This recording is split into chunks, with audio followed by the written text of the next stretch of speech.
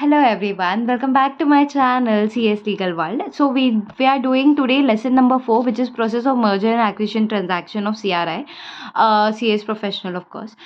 Basically, before we start this chapter, I just want to tell you all that I was not sure with making this video because I am loaded with so many things, but since I've made it, one should take complete like 100% advantage of it because I've really put a lot of hard work in making the self notes and then making it simpler for you all.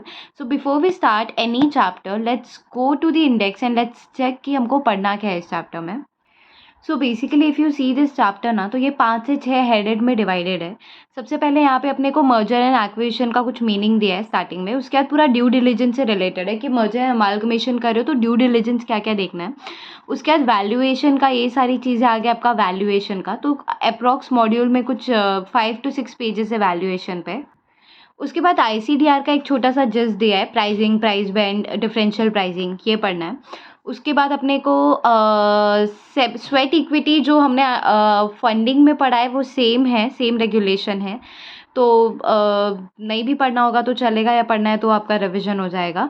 Then SEBI such regulation से इसके बाद ये जो main part है ना, वो यहाँ से आता है अपना मर्जर एंड अमालगमेशन, जहाँ पे सेक्शन 230 से 240 तक के सारे प्रोविजंस दिए हैं, रूल्स दिए हैं उसके ही CAA रूल्स 2016. तो ये सारे रूल्स और उसके बाद पोस्ट मर्जर क्या होता है वो सारी चीज़ें दी है. हालांकि ये पार्ट दिया बहुत छोटे में, लेकिन ये वाला पार्ट सबसे बड़ा है. So let's assume, not assume exactly, but somewhere around 20 pages तो यहाँ पर ही कहा जा रहा है. So let's do this, let's get started with the process. Alright, so let's understand. सबसे पहले क्या बोल रहा है कि मर्जर एंड एक्विजिशन जो है, जो मर्जर है बेसिकली वो एक स्ट्रैटेजी है जो ऑब्जेक्ट ओरिएंटेड है and dwells upon concept of synergy. Synergy मतलब क्या हो रहा है कि जब दो कंपनी मिल रही है ना, तो दोनों के मिलने के बाद एक पॉजिटिव इफेक्ट आता है, expansion and growth होता है. that's synergy effect, which means value of a two companies together will become more than individual company. and then could be by way of ये अब merger and acquisition कैसे हो सकता है, तो आप बिजनेस परचेज कर लो या फिर शेयर परचेज अग्रीमेंट के द्वारा कर सकते हो. उसके बाद है दैट ये आप कोर्ट रूट के हिसाब से भी कर सकते हो. One the scheme is sanction bye NCLT, उसके थ्रू भी आप मर्जर एंड एक्विजिशन कर सकते हो. फ्रेंडली भी हो सकता है, और कैसे हो सकता है, हॉस्टाइल बोल सकते हो, या फिर नॉन फ्रेंडली वे में भी हो सकता है. सो मर्जर लाइक द एक्विजिशन, तो merger and acquisition process normally processed bye formulation of strategy. आप मर्जर एंड एक्विजिशन प्रोसेस कर रहे हो तो सबसे पहली चीज़ होती है फॉर्मुलेशन ऑफ स्ट्रैटेजी. आइडेंटिफाई करो कि कॉस्ट बेनिफिट एनालिसिस क्या होगा. ड्यू डिलिजेंस ड्यू डिलिजेंस क्या होता है बेटा? ड्यू डिलिजेंस मतलब ये कि जब आप मर्जर एक्विजिशन करने जा रहे हो, ये इसका एग्जांपल मैं ऐसे देती हूँ आपको. Let's say mister A is marrying mister, okay ऐसे नॉर्मल एग्जांपल देती हूँ. Ram is marrying what's wrong with me. So basically Ram Sita से शादी कर रहा है, तो राम जो है ना, वो सीता से शादी करने के पहले उसका बैकग्राउंड चेक करेगा. ड्यू डिलिजेंस एग्जैक्ट उसको ही बोलते हैं कि company XYZ limited wants to acquire company ABC, तो कंपनी ABC का ड्यू डिलिजेंस चेक करेगा. वो पूरा जो ड्यू डिलिजेंस मतलब कि उस कंपनी ए की ड्यूटी है ये चेक करना, कंपनी XYZ की ड्यूटी है, जो एक्वायरर कंपनी है उसकी ड्यूटी है ये चेक करना कि मैं जिस कंपनी को एक्वायर करने जा रहा हूँ उसका बैकग्राउंड क्या है, उसका प्रॉफिट क्या है, वो सब एग्जैक्टली आएगा अपने को आगे. 5 years 5 years 5 years करके बहुत सारी चीज़ें दी गई है कि क्या क्या देखना है. ऑलराइट, सो ये रही कुछ चीज़ें. And then considering the aspect of stamp duty लगने वाला है या नहीं, ये सब चीज़ें. तो क्वेश्चन नंबर 1 से चालू करें. बेसिकली मैं आपको पढ़ाने किस लिंक में वो मैं आपको बता देती हूँ. ये क्वेश्चन नंबर 1 रहा, ये क्वेश्चन नंबर 2 रहा. क्वेश्चन नंबर 3 हम अभी नहीं करेंगे. क्वेश्चन नंबर 3 जब मैं ड्यू डिलिजेंस का सेशन लूँगी उस टाइम पे मतलब करेंगे, तो ऑब्वियसली यही चैप्टर में, लेकिन होपफुली सेकेंड या थर्ड पार्ट में. तो अभी हम क्योंकि मर्जर एंड अमालगमेशन से लिंक करके मैं आपको लेके जाना चाहती हूँ. तो basically if you see, I have made a note over here complete 230 से 240 सेक्शंस का. ये कुछ इस तरह से है, if you can see, I hope it's visible to you all. तो मॉड्यूल में काफ़ी मतलब 20 पेजेस को कंप्राइज करके अप्रॉक्स 25 पेजेस को ये नोट्स रेडी किया है मैंने. सो ये पहले हम ख़त्म करेंगे. उसके बाद हम जो बचे हैं, जैसे कि ड्यू डिलिजेंस हो गया, वैल्यूएशन वाला पार्ट हो गया, फिर ऐसे ऐसे करके धीरे धीरे इसको ले लेंगे. तो pre requisite of merger and acquisition क्या है? सेम मैंने बताया था ड्यू डिलिजेंस। ड्यू डिलिजेंस में इसमें एग्जांपल क्या दिया है? Due diligence is nothing but the investigating effort made to gather all relevant fact and information that can influence a decision to enter into a transaction or not.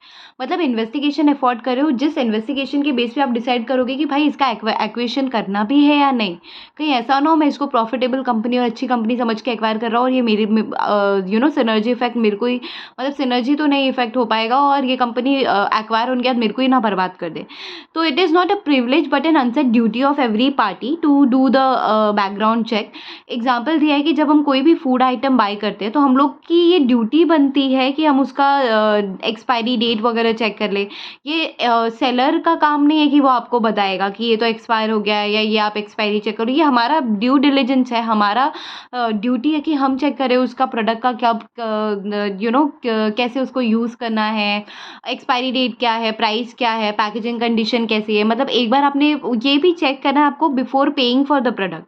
आप पे कर दे रहे हो उसके बाद ये नहीं, तो पे करने के पहले आपके क्या प्री रिक्विजिट्स है, मर्जर एंड एक्विजिशन होने के पहले क्या प्री रिक्विजिट्स हैं वो बताने। ड्यू डिलिजेंस हुआ। बिजनेस वैल्यूएशन के बारे में क्या बोला है देखना कि मर्जर एंड एक्विजिशन का पहला स्टेप ही यही है कि बिजनेस को वैल्यूएशन करना, उसको असेसमेंट करना। तो बेसिकली ये जो स्टेप होता है ना, जो business valuation, that includes examination of both the present and future market value of the target company. जो भी कंपनी को आप एक्वायर कर रहे हो उसका प्रेजेंट और फ्यूचर दोनों का मार्केट वैल्यू निकाल लो। बिजनेस वैल्यूएशन किसको बोलते हैं? शार्क टैंक में अगर आपने देखा होगा तो सब लोग बोलते हैं ना मेरा बिजनेस वैल्यूएशन अभी मेरा 3 करोड़ का है लेकिन फ्यूचर में मेरा वैल्यूएशन 12 करोड़ का होगा। तो वो वैल्यूएशन निकालना पड़ता है, वो कोई भी निकाल सकता है क्या? नहीं, रजिस्टर्ड वैल्यू निकालता है जो कि सेबी के साथ रजिस्टर्ड होता है। तो thorough research is done on history of the company, capital gains, उसका ऑर्गेनाइजेशनल स्ट्रक्चर क्या है, मार्केट शेयर क्या है, डिस्ट्रीब्यूशन चैनल क्या है, corporate culture, specific business strength क्या है, क्रेडिबिलिटी इन द मार्केट क्या है। So this is how the business valuation has to be done, has to be checked. उसके बाद है प्लानिंग एग्जिट। प्लानिंग एग्जिट में क्या होता है? When and how to make the exit in an organised and profitable manner. Planning exit किसको बोलते हैं बेटा? देखना, तो जब कंपनी डिसाइड करती है ना, जो जैसे ये वाला चीज़ फ्रेंडली टेक ओवर में या फ्रेंडली मर्जिंग एक्विजिशन में हो सकता है।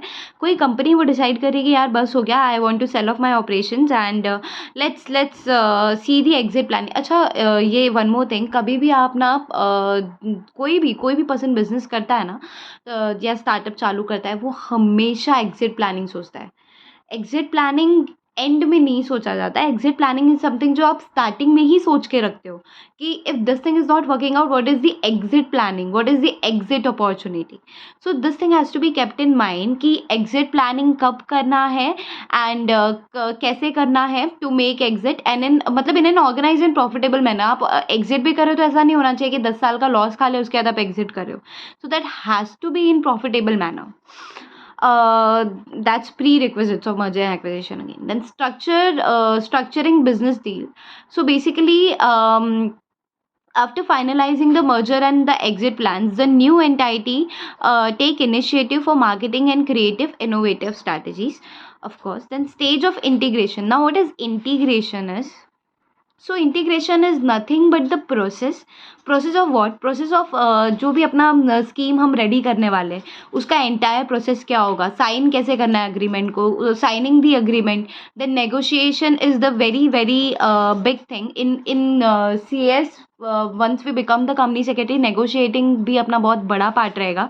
Once the deal is finalise we go and we have to negotiate the deal. So this is something that's very creative and very what do we say, very in such a manner that it makes the company's deal in a very profitable manner. So yeah, let's not get out of the topic. So once we're done with this question, that prerequisites of merger and acquisition, अभी अपने को अंदर का तो समझ गया, सिर्फ इतना याद रखना है, due diligence, business valuation, planning exit, structure business deal and stage of integration. So what is the next question? The next question is Companies Act 2013 impacting merger and amalgamation. Some of the key highlights we have to talk about of Companies Act 13 that impacting merger and amalgamation. तो basically यहाँ पे क्या बोला है that holding of share in its own name या फिर of the trust whether on its own behalf or subsidiary associate company is not permissible. Is not permissible. तो companies act 2013 ने बोला है कि आप मर्जर एंड अमालगमेशन करो, हमको कोई प्रॉब्लम नहीं है, लेकिन आप ये मत सोचो कि आप शेयर को अपने नाम पे होल्ड करोगे या फिर ट्रस्ट के नाम पे या फिर सब्सिडरी और उसके एसोसिएट या फिर खुद के एसोसिएट के, तो वो नहीं चलने वाला। Objection to the scheme can be raised by share holder holding at least 10% stake, और क्रेडिटर्स, अगर क्रेडिटर्स का आप मर्जिंग कर रहे हो तो 5% ऑफ टोटल आउटस्टैंडिंग डेट। तो in case of shareholder there has to be 10% also of what, of the issued capital, and 5% of the outstanding debt. फिर है regulators to make representation within 30 days else deem no objection. जो भी regulators है ना, SEBI, stock exchange, ये लोग को कोई भी रिप्रेजेंटेशन देना है ना, they have to give it within 30 days। 30 days में नहीं दे रहे, हम लोग मान के चलेंगे एनओसी मिल चुका है। ऑलराइट। फिर कंपनीज एक्ट 2013 का इम्पैक्ट ये है कि भाई एनसीएलटी का अप्रूवल नहीं लगेगा अगर आप मर्ज कर रहे हो, मर्जर हो रहा है between two companies which is holding and 100% wholly own subsidiary, बीच में आप मर्जर कर रहे हो, या बिटवीन स्मॉल कंपनीज में आप कर रहे हो ना, तो एनसीएलटी के अप्रूवल की जरूरत नहीं है। अदरवाइज एनसीएलटी के अप्रूवल के बिना आप मर्जर तो छोड़ दो, एक पत्ता भी नहीं ला सकते, मर्जिंग करने का सोच भी नहीं सकते हो। बट किस केस में बोला है कि अगर आप पेरेंट कंपनी और 100% wholly own subsidiary of course या फिर स्मॉल कंपनी है, तो फिर एनसीएलटी के अप्रूवल की ज़रूरत नहीं है। आगे जहाँ पे भी हम पढ़ेंगे ना, एनसीएलटी के अप्रूवल से पागल हो जाओगे आप, सब जगह एनसीएलटी है। Merger of Indian company with foreign company subject to RBI, मतलब आप मर्जर ऑफ कोर्स इसको एक्सप्लेन करने की ज़रूरत नहीं है। Share holder would have an option to vote postal ballot, e voting, physically भी। अच्छा, ये जो है ना basically let me just tell you all that ये एक इकलौता ऐसा सेक्टर है मर्जर एंड एक्विजिशन जिसमें एनसीएलटी जो है वो मीटिंग कन्वीन कराता है, जनरल मीटिंग।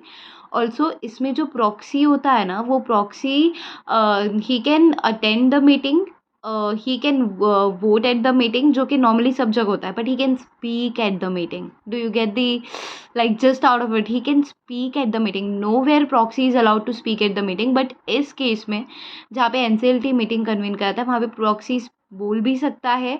मीटिंग वो शो ऑफ हैंड से आप कर ही नहीं सकते हो, मीटिंग बाय पोल या फिर इलेक्ट्रॉनिक या फिर वैसा होना चाहिए फिजिकली, जहाँ पे प्रॉक्सी हैज़ ऑल मतलब proxy is nowhere but standing as a member that he can speak, he can he there's no show of hand just by poll or this thing. So proxy has got a lot of importance here for some reason. So let's not get ahead with due diligence. I'll just talk to you कि अभी क्या करने वाले हम, कौन सा part उठाने वाले हूँ मैं। So basically if you see here, यहाँ से अपना चालू हो रहा है regulatory framework of merger and amalgamation. तो बेसिकली यहाँ से ये जो सेक्शन देख रहे हो आप 230 to 240, ये if you see which page number is this one, it's 126, right.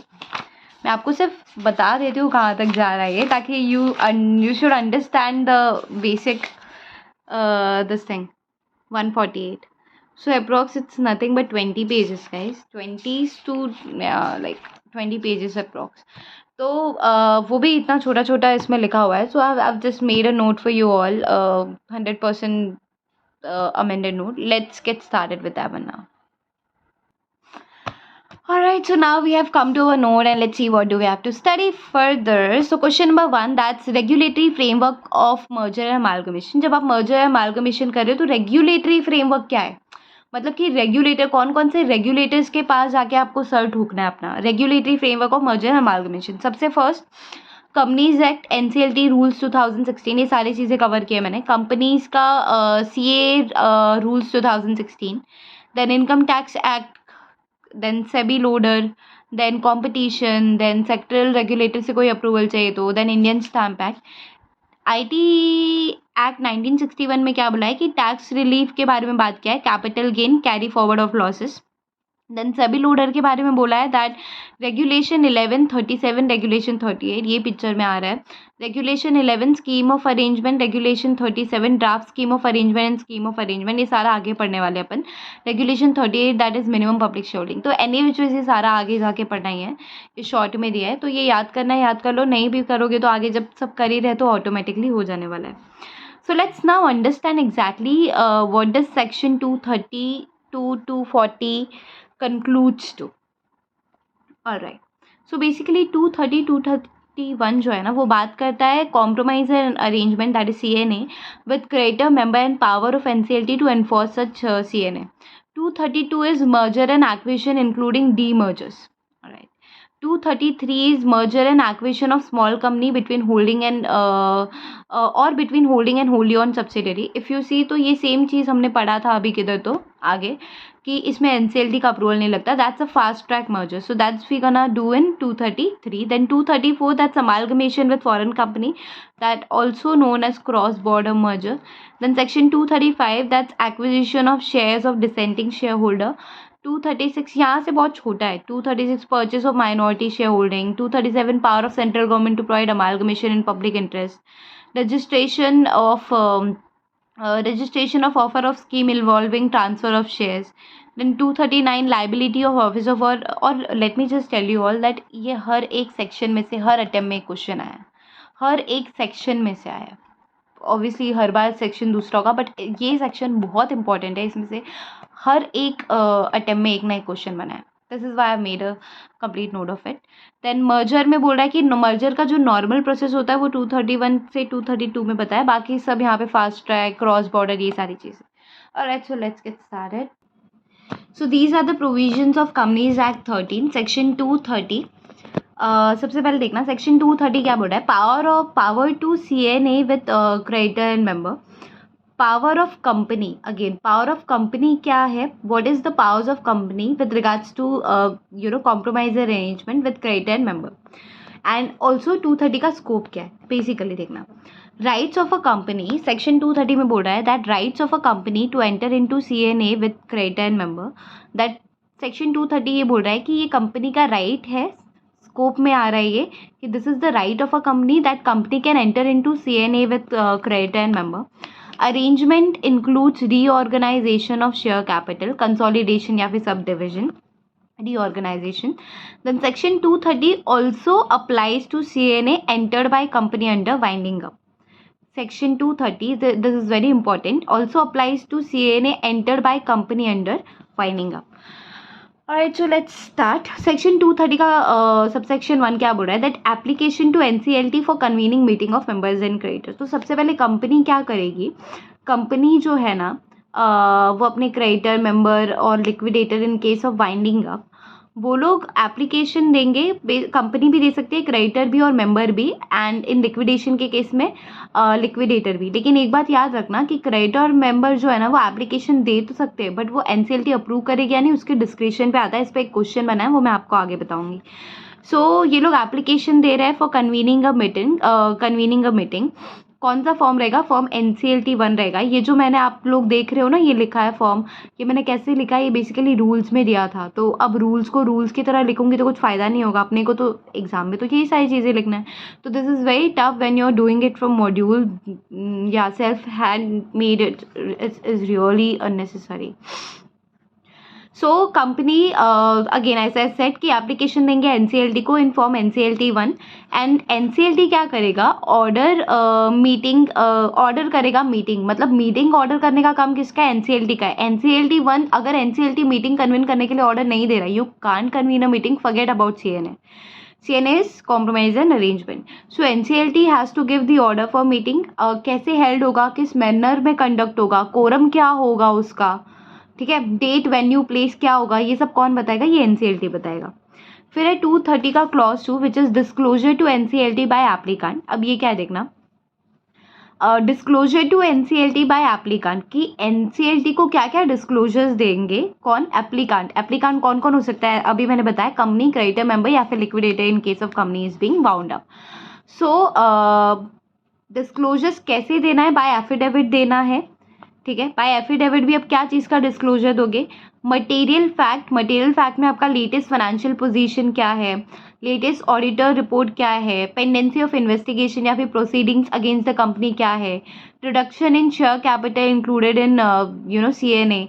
Then scheme of corporate debt restructuring consented by 75% secured credit in value.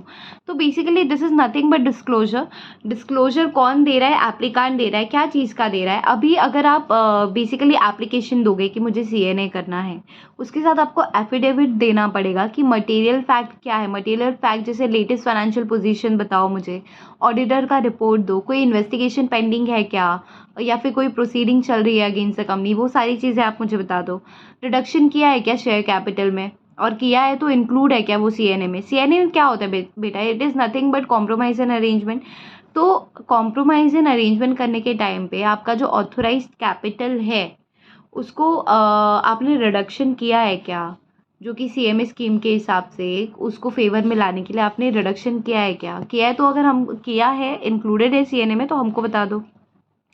Scheme of corporate debt restructuring consented by, this is nothing but corporate debt restructuring कब आ जाता है, जब आप creditors का merging करा रहे हो तभी।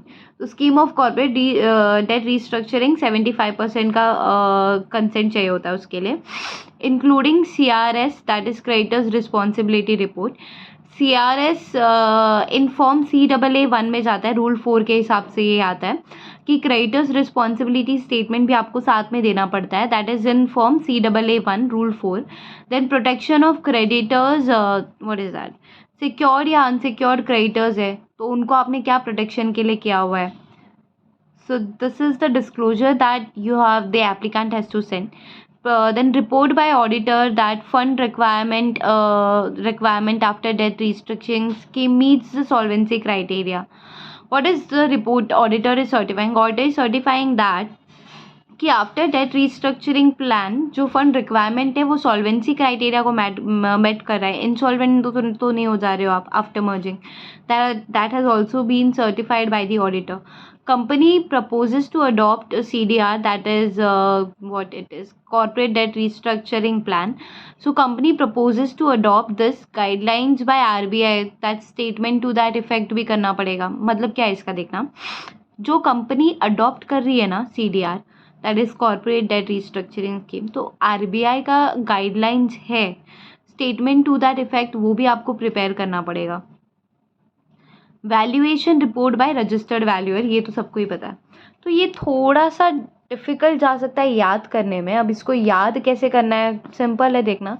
Disclosure by NCLT, disclosure to NCLT by applicant, तो ये तो चीज़ें हम समझ सकते हैं ना कि एफिडेविट में अपने को मटेरियल फैक्ट बताना है जो कि ये है। देन रिडक्शन किया है क्या सीएनए में, सीएनए स्कीम जो आपने बताया उसमें रिडक्शन हुआ है क्या शेयर कैपिटल का, हुआ है तो वो बता दो। फिर पूरा ये कॉर्पोरेट डेट रिस्ट्रक्चरिंग से रिलेटेड है कि कंसेंट चाहिए 75% का, क्रेडिटर्स रिस्पॉन्सिबिलिटी स्टेटमेंट चाहिए, प्रोटेक्शन ऑफ क्रेडिटर्स सिक्योर्ड या अनसिक्योर्ड कैसे क्या है वो बता दो, ऑडिटर का रिपोर्ट दे दो कि सॉल्वेंसी क्राइटेरिया मेट हुआ है या नहीं। फिर ये वाला पॉइंट नहीं भी लिखोगे तो भी चलेगा, वैल्यूएशन रिपोर्ट दे रहे हो तो थोड़ा 2-3 बार पढ़ने के बाद ही आपको समझ आएगा। देन 230 सेक्शन 230 का सब क्लॉज सी क्या बोल रहा है, नोटिस ऑफ द मीटिंग। अब ये देखते हैं, यहाँ पर सिंपल ये बोला गया है कि बेसिकली नोटिस कौन देगा, तो नोटिस ट्राइब्यूनल के हिसाब से जो भी बंदा फिट है वो देगा, या तो चेयरपर्सन या कोई भी पर्सन जो कंपनी का है या फिर कंपनी खुद। ये लोग नोटिस देंगे किसको बेटा, ये लोग नोटिस देंगे जो भी रिस्पेक्टिव पर्सन है जिसका आप मर्जर अमालगमेशन करा रहे हो, क्रेडिटर, मेंबर, डिबेंचर होल्डर, तो या फिर क्लास ऑफ पर्टिकुलर, ऐसा होता है ना कि मर्जर एक्विजिशन आप पूरी कंपनी का नहीं करा रहे हो, एक यूनिट का करा रहे हो, ठीक है। तो क्रेडिटर्स का सब करा दिया, तो class of that particular creditor जिसका आप करा रहे हो, तो बहुत सारी चीज़ें होती है। तो आप नोटिस दे रहे हो ऑल इंडिविजुअल को, notice to all individual creditor, member, debenture holder, आप सबको दोगे बेसिकली नोटिस, इंडिविजुअली दोगे एट देयर रजिस्टर्ड एड्रेस। और किस फॉर्म में दोगे, CAA2 में दोगे, ये रूल 6 बता रहा है। एटलीस्ट ये नोटिस जो आप दोगे ना वो आप 1 महीने पहले दोगे ऑफ द मीटिंग। सबसे पहले मीटिंग कन्वीन कराने के लिए एप्लीकेशन दिया, NCLT ने ऑर्डर दिया कि ठीक है आप मीटिंग कन्वीन करा लो। अब CAA2 में जो है ना वो इन्फॉर्म CAA2 आप सबको नोटिस दोगे, और ये नोटिस आप 1 महीने पहले दोगे। अगेन ये CAA2 रूल 6 में दिया, और ये CAA1 क्या था, if you all remember, CAA1 में भी हमने कुछ देखा था ना कि क्रेडिटर्स रिस्पॉन्सिबिलिटी स्टेटमेंट जो है वो CAA1 में जाएगा। तो ये फॉर्म याद रखना, ये CAA4 तक 5 तक है आई गेस, तो एक जगह लिख दो चाहिए तो। अच्छा, अब नोटिस के साथ अकम्पेंड क्या होगा, basically details of CNA scheme. CNA scheme आप कॉम्प्रोमाइज अरेंजमेंट स्कीम कर रहे हो तो उसका आप डिटेल्स बता दो क्या है, वैल्यूएशन रिपोर्ट क्या आया है, जो रजिस्टर्ड वैल्यू उसने वैल्यूएशन रिपोर्ट क्या बताई है, क्या वैल्यूएशन होना चाहिए शेयर्स का, स्वैप रेशो क्या होना चाहिए, अफेक्ट ऑफ CNA ऑन, ये जो CNA हो रहा है उससे अफेक्ट क्या होगा किस पे बेटा, डायरेक्टर्स पे, क्रेडिटर्स पे, KMP पे, प्रमोटर पे, नॉन प्रमोटर मेंबर पे, डिबेंचर होल्डर पे, उस पर क्या अफेक्ट जाएगा इस मर्जर एंड एक्विजिशन का। देन अदर मैटर जो भी रिलेटेड है। और ये जो नोटिस है आपको प्लेस करना है वेबसाइट पे, और अगर आप लिस्टेड कंपनी हो तो नोटिस आपको न्यूज़पेपर में भी पब्लिश करना है, सेबी एंड स्टॉक एक्सचेंज को भी देना है। फिर 230 सब क्लॉज 4 में क्या बोल रहा है देखना, that notice to provide for voting by themself और थ्रू प्रॉक्सी और पोस्टल बैलेट। ये क्या है? Notice to provide for voting by themself और थ्रू प्रॉक्सी और पोस्टल बैलेट। आपको नोटिस में ये मेंशन करना है कि आप वोटिंग खुद से भी कर सकते हो, या तो थ्रू प्रॉक्सी की भी कर सकते हो, या तो पोस्टल बैलेट से भी कर सकते हो। तो can vote with in 1 month from receipt of notice. तो जैसे आपने जो मेंबर को नोटिस दिया है ना, यहाँ पे नोटिस आपने कब दिया है, जो भी मीटिंग है उसके 1 महीने पहले नोटिस दिया है। सिमिलरली जो मेंबर्स है जिनको नोटिस मिला है, वो जब नोटिस उनको रिसीव हुआ है वहाँ से 1 महीने के अंदर उनको वोट करना है। एंड ऑब्जेक्शंस अगर कुछ है फॉर CNA, तो only by person not less than 1/10 in value और having outstanding debt of not less than 5% of outstanding debt. मतलब ये डिपेंड करता है ना, देखना अभी मैं आपको बताती हूँ। बेसिकली ये क्या बोल रहा है कि CNA जो है ना, अगर आपको उसमें कोई ऑब्जेक्शंस है मेंबर्स को किसी को भी, तो अगर आप 1/10 इन वैल्यू हो तो ही आप हमारे पास आना। आप 1/10 से थोड़ा भी कम हो रहे हो तो सोचना भी मत कि आप ऑब्जेक्शन ले सकते हो। Do you get me? सोचना भी मत कि आप ऑब्जेक्शन ले सकते हो। 1/10 इन वैल्यू होना ही चाहिए। और in case of share of course, and अगर क्रेडिट है, क्रेडिटर्स है, क्रेडिट डेट है, in that case 5% of outstanding debt. अगर आप इतना होल्ड करते हो ना, तब तो आप नो ऑब्जेक्शन, तब तो आप सॉरी ऑब्जेक्शन करने आ सकते हो, वरना आप दिखना भी मत, दूर दूर तक भी मत दिखना। देन सेक्शन 230 क्लॉज 5 क्या, क्लॉज क्यों आ जाता है यार, 230 सबसेक्शन 5 क्या बोल रहा है देखना, notice to regulators seeking their representations. What is that? Again देखो, CA3 फॉर हमारा ये सारा मैंने रूल्स में से छाट के सब सही जगह पे फिट किया है। CA1 क्या था? क्रेडिटर रिस्पॉन्सिबिलिटी स्टेटमेंट था। CA2 में आई गेस अपने को फॉर्म देना था, नोटिस देना था। And CA3 is nothing but क्या है वो देखना पड़ेगा। चलो, notice to regulator seeking their representation. तो बेसिकली अब ये जो रेगुलेटर्स को आप नोटिस दोगे ना, ये आप फॉर्म CA3 में दोगे। एंड उसके बाद कुछ डॉक्यूमेंट्स आपको देना है। पहले देख लेते हैं कि नोटिस हम किसको किसको दे रहे हैं। तो central government, income tax department, RBI, SEBI, ROC, stock exchange official liquidator, sectoral regulator, competition commission of India. ये सबको आप क्या दोगे बेटा, ये सबको आप क्या दोगे, नोटिस भेजोगे कि देखो भाई मैं ना CNA करने जा रहा हूँ, किसी को कोई प्रॉब्लम है ना तो आ जाना मेरे पास। अब ये लोग भी जो रिप्रेजेंटेशन है कब तक दे सकते हैं? So within 30 days from receipt of such notice of any, if any representation then it shall be send to NCLT। If no representation within 30 days then it is presume that the CNA can proceed. इसका मतलब क्या हुआ, ये लोग को हमने notice भेजा ना, तो ये लोग का भी रिस्पॉन्सिबिलिटी बनता है। कोई रिप्रेजेंटेशन है, कोई दिक्कत हो रही है, प्रॉब्लम हो रही थी, 30 दिन के अंदर ही आना। उसके बाद तो मैं, उसके बाद मतलब उसके बाद आओगे तो नहीं चलेगा। क्योंकि 30 दिन के अंदर अगर आप नहीं आ रहे हो तो मैं समझूंगा कि CNA चालू है, मतलब कोई प्रॉब्लम ही नहीं है इनको। मैं तो समझूंगा नो ऑब्जेक्शन मिल गया है, मुझे कोई ऑब्जेक्शन नहीं है। आफ्टर 30 days मैं प्रिज्यूम करके चलूंगा कि मुझे नो ऑब्जेक्शन सर्टिफिकेट मिल चुका है। Then notice to authority after first to member and creditor. मतलब क्या कि नोटिस टू अथॉरिटी, सबसे पहले आप इनको नोटिस दोगे, उसके बाद आप authority after, sorry my bad, notice to authority after first to member and creditor. मतलब पहले आप इनको नोटिस भेजने वाले हो, मेंबर्स क्रेडिटर्स ये लोग को, उसके बाद आप नोटिस टू अथॉरिटी भेजोगे। ये लोग का बाद में भेजोगे, पहले ही आपका रूल बनता है कि आप मेंबर्स को नोटिस भेजो, उसके बाद आप ये लोग को भेजना है, भेज सकते नहीं हो, भेजना पड़ेगा। Then copy of scheme of CNA, notice के साथ साथ आपको क्या देना है, copy of scheme of CNA। बेटा ये सब जगह जाएगा ना। मुझे एक बात बताओ, आप कर क्या रहे हो, आप CNA करने की कोशिश कर रहे हो। जब आप CNA कर रहे हो which is compromise arrangement, again that's merger acquisition and everything like that. तो जब आप CNA करने जा रहे हो, आप नोटिस दे रहे हो मैं CNA करने जा रहा हूँ, तो नहीं ना, अब जो स्कीम आपने प्रिपेयर की है, that the copy of the that particular scheme of CNA has to go ना with notice. Then also explanatory statement and disclosure under rule 6। Under rule 6 का डिस्क्लोजर अभी आगे आएगा अपने को। अंडर रूल 6 में क्या क्या डिस्क्लोजर है वो भी नोटिस के साथ जाएगा। Then come section 230 subsection 6 which is approval of sanction of the scheme. Now what is that? Approval and sanction of the scheme. So person representing 3/4 in value plus majority of creditor member agree to CNA, agree कर रहे CNA को तो CNA sanction हो जाएगा bye NCLT, binding है company पे, creditors पे, member पे, कंपनी वाइंड अप हो रही है तो लिक्विडेशन पे। क्यों? अब ऐसा नहीं होना चाहिए कि मेजॉरिटी ने हाँ बोल दिया तो माइनॉरिटी रो रही है, नहीं नहीं ऐसे नहीं हो सकता, ऐसे कैसे हो सकता है। क्यों भाई? थ्री कंपनी का रूल है ये बात हमेशा याद रखना, majority wins.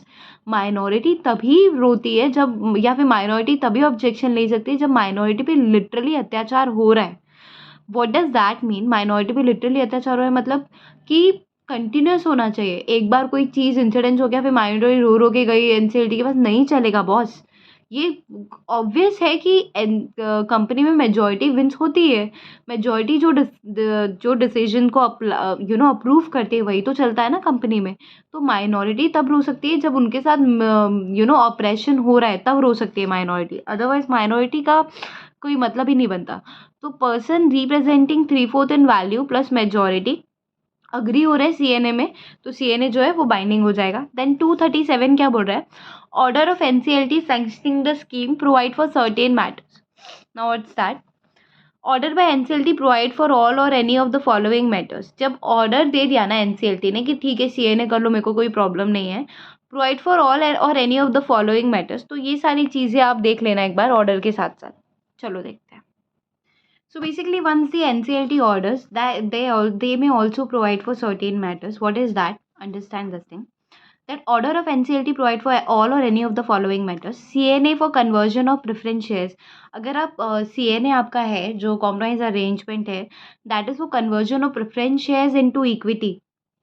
Then preference share to be given an option to either obtain arrears of dividend या तो in cash में या तो in exchange of equity share. Now what is that? कि जब NCLT ऑर्डर देता है ना तो वो इन मैटर्स पे ऑर्डर दे सकता है कि अगर जो सीएनए आप कर रहे हो ना, अगर उस करने की वजह से conversion of preferences into equity हो रहा है, तो preference share holder has to be given an option to obtain the arrears of dividend either in cash or either in exchange of equity share. Then the protection of any class of creditor.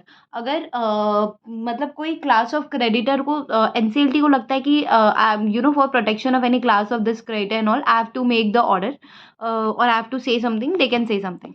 Then CNA result in variation of shareholder right. Now everyone knows that variation of shareholder right का picture में आता है कि एक particular class का आप CNA कर रहे हो, उसकी वजह से दूसरे क्लास ऑफ शेयर होल्डर या डिबेंचर्स पे इफेक्ट हो रहा है। If you all know companies act 47 48 I guess 48 variation के बारे में बताता है कि अगर एक मतलब एक चीज़ है, आप एक को इधर उधर कर रहे हो जिसकी वजह से दूसरे particular class of share holder पे कोई इफेक्ट जाता है, इन दैट केस उनका भी आपको अप्रूवल लेना पड़ता है।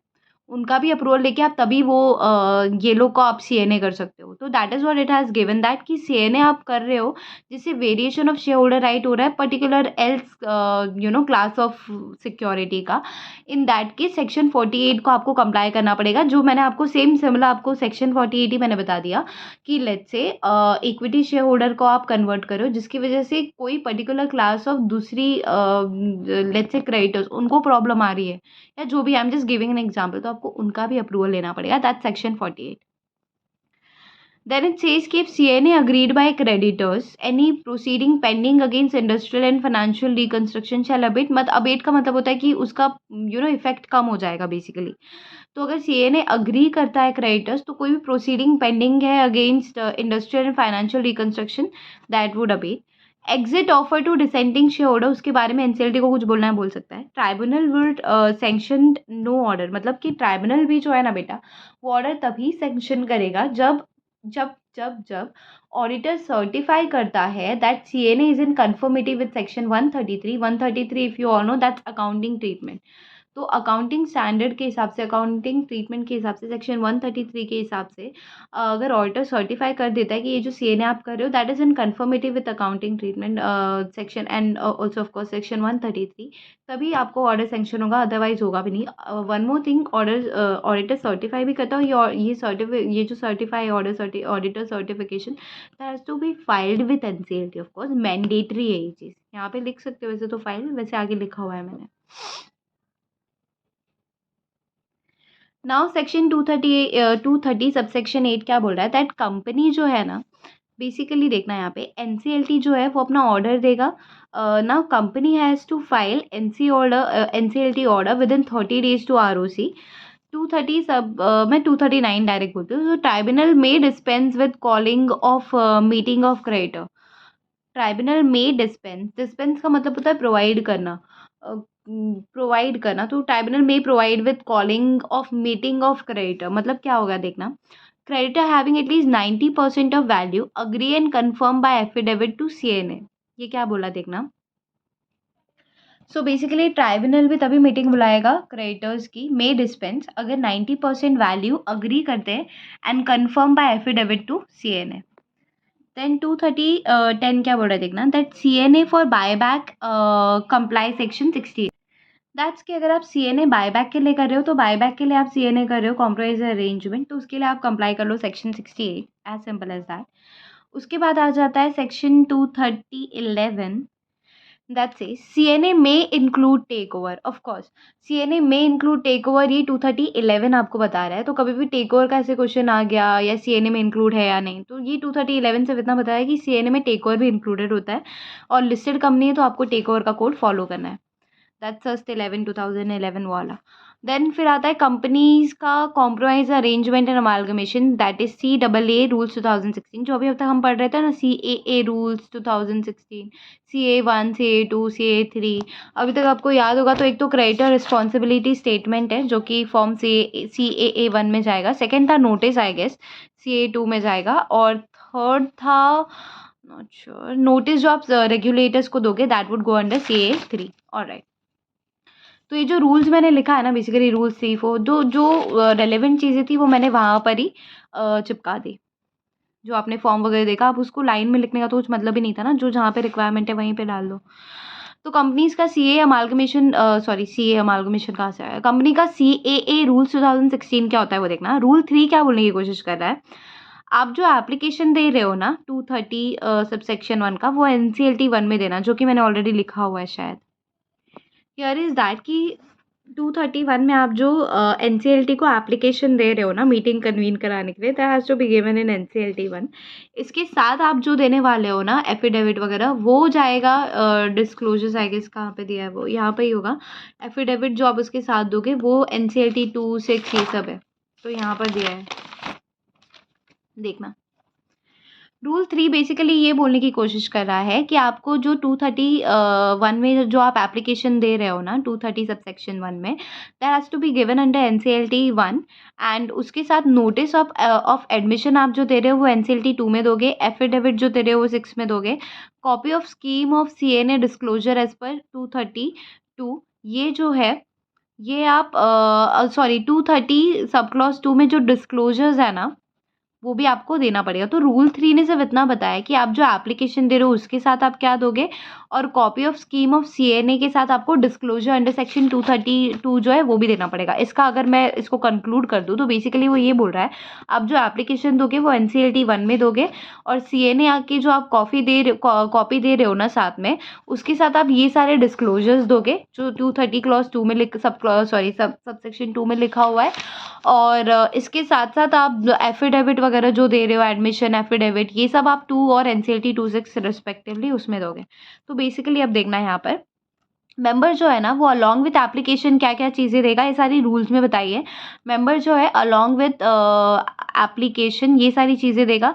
मेंबर एप्लीकेशन देगा, लेट्स से अगर मेंबर अप्लाई कर रहा है टेक ओवर के लिए तो एप्लीकेशन देगा वो ऑफ कोर्स, एंड उसके साथ साथ वो देगा report of registered valuer, separate bank account at least half of total consideration deposit. So let's से एक मेंबर है वो अप्लाई कर रहा है टेक ओवर के लिए, उसको एप्लीकेशन ऑब्वियसली वो दे रहा है टेक ओवर के लिए, तो वो दे भी कब सकता है if he is holding at least 3/4 of shares in such company. तो let's say I am a member, I want to acquire, or let's say I want to take over company, कौन सी कंपनी, माइंडट्री ले लो चलो, मुझे Mindtree को take over करना है। अब मैं मेंबर हूँ ऑफ कोर्स, मैं मेंबर हूँ, इंडिविजुअल भी हो सकता है, बॉडी कॉर्पोरेट भी हो सकता है, कोई भी हो सकता है मेंबर तो, राइट। तो मैं मेंबर हूँ ना अगर, तो मेरे पास at least 3/4 of share in such company होना चाहिए। मैं माइंडट्री का मेरे पास मैं जो मेंबर जो एप्लीकेशन दे रहा है, जिसको टेक ओवर करना है, उस पर्टिकुलर कंपनी का, ट्रांसफरी कंपनी का 3/4 of share in such company होना चाहिए, तभी आप टेक ओवर के लिए एप्लीकेशन दे सकते हो। रिपोर्ट ऑफ रजिस्टर्ड वैल्यू उसके साथ देना है। सेपरेट बैंक अकाउंट मुझे ओपन करना है और हाफ ऑफ टोटल कंसिडरेशन मेरे को वहाँ पे डिपॉजिट करना है। Then valuation details of on factors that simple मतलब ये है कि जो मैंने बताया ना आपको, रिपोर्ट ऑफ रजिस्टर्ड वैल्यूअर देना है। रिपोर्ट ऑफ रजिस्टर्ड वैल्यूअर जो वैल्यूएशन डिटेल्स आप निकालोगे वो किस बेसिस पे निकालोगे? Let's say highest price paid for acquisition is in last 12 month by any person. तो किसी पर्सन ने माइंडट्री में हाईएस्ट प्राइस पेड किया है फॉर एक्विजिशन, तो आप वो प्राइस को कंसिडर आपको करना पड़ेगा, plus fair price of share taking into consideration valuation parameters, return on net worth, book value of shares, EPS, price earning etc. So fair price of shares taking into consideration valuation parameters, मतलब shares का fair price low, taking into consideration the valuation parameters. Valuation parameters क्या होता है कि valuation आप किस base पे करते हो कि नेटवर्थ पे रिटर्न कितना मिल रहा है, बुक वैल्यू ऑफ शेयर्स क्या है, EPS, P, there are lot of valuation methods. तो फेयर प्राइस के साथ साथ आप वैल्यूएशन मेथड्स को भी कंसिडर करके और हाईएस्ट प्राइस अगर कुछ पेड किया है लास्ट 12 मंथ में, उसको कंसिडर करके फिर आप वैल्यूएशन आप निकालोगे और report of registered value has to be in hand with application. So this was Rule 3 of Companies Compromise Arrangement and Amalgamation, CAA, Rules 2016। अब Rule 6 करने वाले हैं।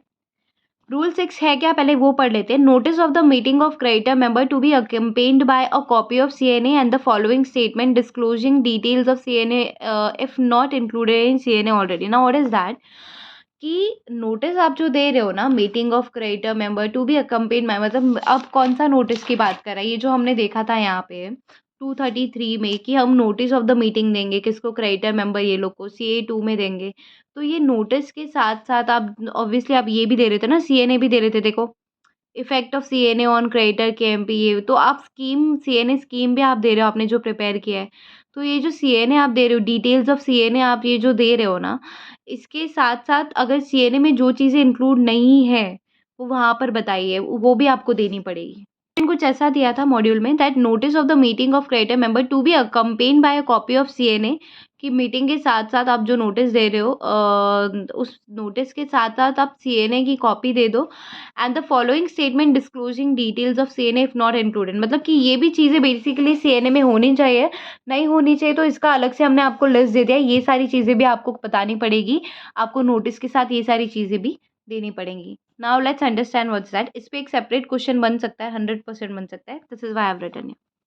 ऑलराइट, सो फर्स्टली एनसीएलटी ने जो ऑर्डर दिया था ना, क्या किस चीज़ का ऑर्डर दिया था? NCLT had given order to convene the meeting. If you all, because I know you won't remember that, so let's not forget. Notice दिया था हमने शेयर होल्डर्स को कि नोटिस किस चीज़ के लिए था, ये मीटिंग कन्वीन होने वाली है उसके लिए था। Do we all know that or do we all remember that हमने एप्लीकेशन दिया था एनसीएलटी को for convening the meeting of members या फिर क्रेडिटर्स एज द केस में भी, एनसीएलटी 1 में दिया था। तो ये जो एप्लीकेशन हमने दिया था एनसीएलटी को, एनसीएलटी ने ऑर्डर दिया था कि ठीक है, मैं ऑर्डर दे दिया मैंने मीटिंग, तुम कन्वीन कर लो मीटिंग। और ये पता है, ये एनसीएलटी से ये मीटिंग का ऑर्डर लेना बहुत मुश्किल चीज़ है, बिकॉज एनसीएलटी ऑर्डर भी तभी देती है जब एनसीएलटी को लगता है कि ये ऑब्जेक्शन नहीं हो सकता है इसमें कुछ, क्योंकि ऑब्जेक्शन ऑब्वियसली कुछ मॉडिफिकेशन रहता है, वो तो एनसीएलटी बाद में भी कर सकती है, that's the another power of NCLT. लेकिन एनसीएलटी ये चीज़ पे ही, ये केस में ही देखती है कि पब्लिक इंटरेस्ट के खिलाफ तो नहीं जा रहा है कोई चीज़ें। तो ये सारी चीज़ें करने के बाद ही एनसीएलटी मीटिंग कन्वेन कराती है, ऑर्डर करवाती है। तो ये हेल्ड, कंडक्ट किस मैनर में होगी, सारी चीज़ें एनसीएलटी ही बताती है। तो एनसीएलटी ने जो ऑर्डर दिया कि ठीक है मीटिंग कन्वेन कर लो, तो डेट ऑफ ऑर्डर क्या है, किस डेट पे ऑर्डर मिला है आपको, date, time, venue of the meeting क्या है, तो ये सब आप किसके साथ बताओगे, नोटिस के साथ आप ये सारी चीज़ें बताओगे। उसके बाद details of company, details of company क्या, नोटिस दिया है, नोटिस के साथ आपको ये सारी चीज़ें बतानी है कि सिन नंबर क्या है कंपनी का जीएलएन नंबर क्या है which is global local number क्या है, पैन नंबर बता दो कंपनी का, नेम बता दो कंपनी का, टाइप कौन से टाइप की कंपनी है, प्राइवेट पब्लिक वो बता दो, रजिस्टर्ड ऑफिस कहाँ है वो बता दो, ईमेल एड्रेस बता दो, डेट ऑफ, ये सारी चीज़ें बहुत जनरल है, I believe that you all know. Details of company बताना है, कंपनी का PAN, CIN, GLN, name, type, registered office, email address, incorporation कब हुआ था कंपनी का। Then summary of main object and of MOA and main business क्या है company का। तो ये चीज़ें कंपनी जब आप एक एक चीज़ बताना मुझे, अगर आप अपना डिटेल्स देते हो, जब आपको कोई बोलता है that tell me about yourself, क्या लेकर आते हो आप। This is my education, this is my work experience, this is my extra curricular activity, these are my hobbies.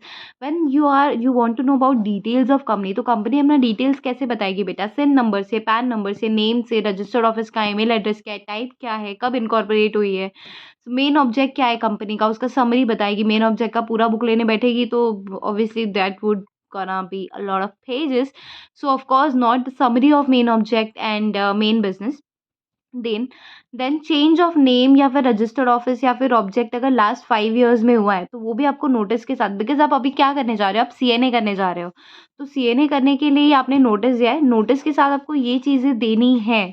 तो अगर आप लास्ट 5 इयर्स में अगर आपने ये चीज़ें चेंज की, व्हिच इज़ नेम या फिर रजिस्टर्ड ऑफिस चेंज किया या फिर ऑब्जेक्ट चेंज किया है लास्ट 5 ईयर में, तो ये भी आपको बताना पड़ेगा। देन स्टॉक एक्सचेंज, अगर आपकी कंपनी लिस्टेड है किसी भी रेगुलेटरी स्टॉक एक्सचेंज पे, रिकॉग्नाइज्ड स्टॉक एक्सचेंज पे, तो स्टॉक एक्सचेंज का नाम बता दो। Details of capital structure and authorised issued etcetera, मतलब डिटेल्स ऑफ कैपिटल स्ट्रक्चर, आपका कैपिटल स्ट्रक्चर कितना है, कितना ऑथराइज्ड है, कितना ऑथराइज्ड कितना है कैपिटल, उसमें से इशूड कितना है, अनइशूड कितना है, सब्सक्राइब कितना है, पेड अप कितना है, नॉन अनपेड अप कितना है। तो ये डिटेल्स ऑफ कैपिटल स्ट्रक्चर आपको देना पड़ेगा, किसमें, नोटिस के साथ देना पड़ेगा। ये सब आप डिटेल्स ऑफ कंपनी बता रहे हो।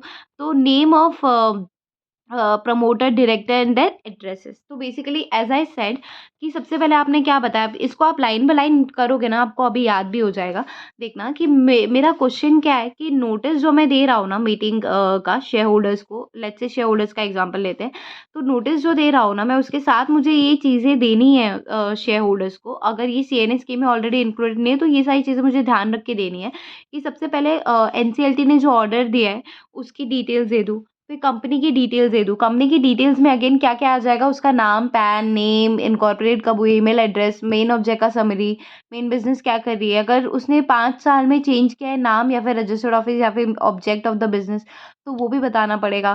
फिर स्टॉक एक्सचेंज में कोई है क्या आपने जहाँ पे लिस्टेड हो, तो स्टॉक एक्सचेंज है तो उसका नाम बता दो। कैपिटल स्ट्रक्चर बता दो कंपनी का, name of promoter, director, the address बता दो। ये डिटेल्स ऑफ द कंपनी होता है। ये कहीं पे भी जाओगे तो कंपनी का डिटेल्स तो इसी तरह से आएगा। बाद में आप फाइलिंग वगैरह करोगे तो कंपनी की डिटेल्स में ये सारी चीज़ें जाती है basically. Then date of board meeting in which scheme was approved and so basically इसका स्टेप होता है, जब आप स्टेप पढ़ोगे ना मर्जर एंड अमाल्गमेशन का, जो कि यहाँ पर है, late me just show you. देखना यहाँ पर स्टेप क्या है, सबसे पहले कि जब मीटिंग कन्वीन होती है, convene board meeting to approve the scheme, तो ये सारे स्टेप्स हैं। तो जब बोर्ड मीटिंग कन्वीन आप करते हो, बोर्ड मीटिंग तो सबसे पहले तो आप बोर्ड मीटिंग ही कन्वीन करोगे ना, स्कीम को किसी भी, सबसे पहले तो कहीं न कहीं कहीं से भी देख लो, अब बोर्ड मीटिंग ही होती है ना, बोर्ड मीटिंग में आप ऑथराइज़ करते हो लोगों को। तो सबसे पहले बोर्ड मीटिंग होती है, उसके बाद ही तो एनसीएलटी जनरल मीटिंग बुला सकती है। तो ये जो बोर्ड मीटिंग कन्वीन हुई थी, जहाँ पे बोर्ड ऑफ डायरेक्टर्स ने स्कीम को अप्रूव किया था, वो वो डिटेल्स की बात हो रही है यहाँ। That board meeting in which the scheme was approved, also directors voted in favor, against and not voted। अब मैं ये बताती हूँ कि ये इतना ज़रूरी क्यों हो जाता है। If you all remember, there was a case, Tata versus Ratan Tata versus Cyrus, या Cyrus Mistry versus Ratan Tata, as the case में बी। तो उस केस में क्या हुआ था ना, बेसिकली वो केस तो बहुत बड़ा है, मैं आपको छोटा-सा एक जिस्ट दे देती हूँ। That is when Ratan Tata के ऊपर साइरस मिस्त्री ने बोला था बेसिकली दैट ये लोग ने आर्टिकल्स में चेंज लाया है, that is in favour of them, I don't like this article should be amended and all that stuff. In that case they showed that was, what was his name, Cyrus Mistry, he was in favor of this. When the board meeting held, he was in favor of this, he was in favor of this article. So once you are in favor of that article also, and the events, if it is voted by majority also, then there is no case of you being crying on the fact that this article is not good. So this is the reason this information becomes very essential. All right. उसके बाद next point क्या आता है देखना। Disclosure about effect of CNA on, ये हमने पहले भी की थी चीज़ें, देखा था हमने पहले कि कहाँ देखा था वो देखना ज़्यादा इम्पोर्टेंट है ताकि आप लोगों को याद रहे। कहाँ देखा था? ये हमने देखा था 230 सबसेक्शन 3 में, दैट नोटिस के साथ क्या-क्या चीज़ें अकम्पनी होनी चाहिए। तो details of CNA, valuation report and effect of CNA on directors, KMP, creditors, promoter, non promoter, that is. ये रूल में भी दिए है कि सीएनए में है तो अच्छी बात है, नहीं है तो आपको ये चीज़ें ध्यान में रखनी पड़ेगी। Disclosure about effect of CNA on KMP, director, employee, promoter, non promoter member, creditor, depositor, debenture holder and then deposit trustee, ये सब पे इफेक्ट क्या हो रहा है सीएनए का, ये भी आपको मेंशन करना पड़ेगा नोटिस के साथ। Alright, then what's the next point here is explanatory statement including this. मतलब एक्सप्लेनेटरी स्टेटमेंट में आप ये चीज़ें इंक्लूड करोगे that parties involve in CNA, कौन सी पार्टीज इन्वॉल्व है सीएनए में, जो हम लोग अमालगमेशन का काम कर रहे हैं, कॉम्प्रोमाइज़ एंड अरेंजमेंट का काम कर रहे हैं, उसमें 2 पार्टीज़ कौन सी इन्वॉल्वड है, कौन सी पार्टी किसको टेक ओवर कर रही है। एक्सप्लेनेटरी स्टेटमेंट में आपको सब चीज़ें बतानी पड़ेंगी। अपॉइंटेड डेट या फिर इफेक्टिव डेट भी बोलते हैं इसको। Appointed that is a very, very good question that can come also in exam कि अपॉइंटेड डेट होता क्या है, जिसके बारे में आगे दिया हुआ है। I can just give you just right now. Appointed date वो डेट है जहाँ पे जिस डेट से basically all the liabilities assets gets transferred and उस डेट से हम मानेंगे कि सीएनए हो चुका है। लेकिन अगेन ये जो अपॉइंटेड डेट है ना, this can be delayed also. तो इस चीज़ पे काफ़ी केस लॉज है, ये क्वेश्चन है बेसिकली अपॉइंटेड डेट पे। So parties involve in CNA, appointed date, ये सारी चीज़ें आपको देनी होगी एक्सप्लेनेटरी स्टेटमेंट पे। शेयर एक्सचेंज रेशियो क्या है, वैल्यूएशन, शेयर एक्सचेंज रेशियो मतलब शेयर एक्सचेंज रेशियो का मतलब ये होता है कि let's say company A is merging with company B, तो company A is acquiring company B, तो कंपनी बी के जो शेयर होल्डर्स है वो 10 रुपए का एक शेयर ले रहे हैं। नाउ कंपनी ए जो है वो अच्छी खासी कंपनी है, उसकी शेयर्स काफ़ी महंगे, 20 रुपीज़ का एक शेयर है उसका।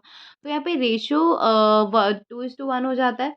2:1 कैसे हुआ, सॉरी, हाफ 0.5 होगा आई गेस, कि जो 20 रुपीज़ का शेयर है ना उनका, तो आपका जो एक शेयर है, आपके जो 2 शेयर है, 2:1 ही होगा ऑफ कोर्स, आपके जो 2 शेयर है, उसपे आपको 1 शेयर मिलेगा, जो न्यू शेयर होल्डर रहेंगे। So that's 2:1 share exchange ratio.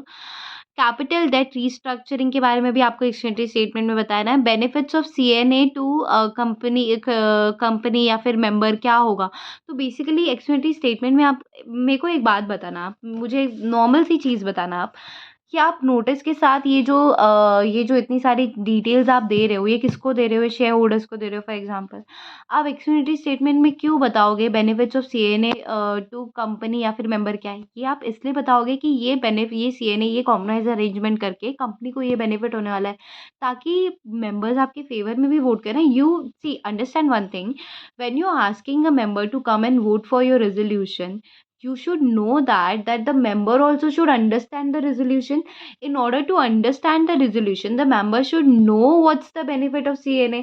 ये CNA हो तो रहा है, अरे क्यों हो रहा है, क्या हो रहा है, कुछ आइडिया ही नहीं है, चले गए वोट करने, ऐसा होता है क्या? यू शुड नो ना कि सीएनए हो रहा है तो कंपनी के फेवर में हो रहा है, नहीं हो रहा है, इससे हमको क्या फायदा होगा। So that's all we should know, this is given in explanatory statement. Amount due to unsecured creditors, कि अनसिक्योर्ड क्रेडिटर्स जो है उन पे कितना अमाउंट ड्यू है, that is also needs to be given in explanatory statement. Then what is next, it is details of effect of CNA in on material interest of this thing. अच्छा, अभी हमने एक चीज देखी थी, that is disclosure about effect of CNA on these people. Now details on effect of CNA on material interest of director KMP debenture trustee. मतलब ये CNA जो हम कर रहे से मटेरियल इंटरेस्ट, मतलब देखो नॉर्मल इंटरेस्ट तो एक बार समझ में आता है कि, या फिर इंटरेस्ट भी छोड़ दो, इंटरेस्ट भी हटा दो, कि सीएनए का इफेक्ट बेसिकली इन लोगों पे क्या होगा।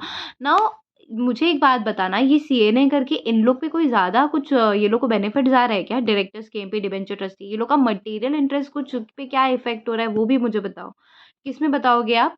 नोटिस के साथ ये सारी डिटेल्स आप मुझे दोगे, किसको दोगे? मेंबर्स को दोगे। तो ये सारी चीज़ें आपको बतानी है। Then what's next, pending investigation या फिर प्रोसीडिंग्स कुछ है in favour, in against of transfer company, जो ये सारी चीज़ें आपको बतानी पड़ेंगी, मेंबर्स को बतानी पड़ेंगी नोटिस के साथ साथ। CNA स्कीम के साथ साथ। Then details of NOC from regulatory authority, now this is very important. See understand one thing, if you all know, सबसे पहले हमने देखा था कि हम मेंबर्स को देंगे नोटिस, उसके बाद हम अथॉरिटी को देंगे। Let me check that again. So look here, notice to authority after first to member creditor. तो सबसे पहले मुझे एक बात बताना, आप लोग मुझे एक बात बताना, आप लोग कंपनी के ओनर हो, ठीक है? आपको नोटिस नहीं दे रहे कि कंपनी में CNA होने वाला है, और नोटिस दे रहे हैं वो लोग सारे रेगुलेटर्स को कि हमको CNA करना चलेगा क्या? नो नो ना, you are the owner of the company, forget about owner, even creditor for that matter. You guys are paying in the company, like the big financial institution is paying around, like, 10,000 crore to the company. So is he not really, what do we say, is it not really there to understand what's going in the company? He has to be informed everything.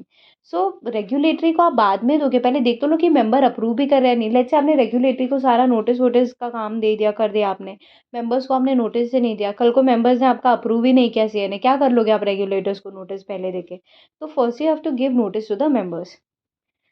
So details of NOC from regulatory authority, ideally ये point इसमें नहीं आना चाहिए था, because we are giving notice to them first and then the regulatory authority, but since it's given in module we can't say anything of course to modules में।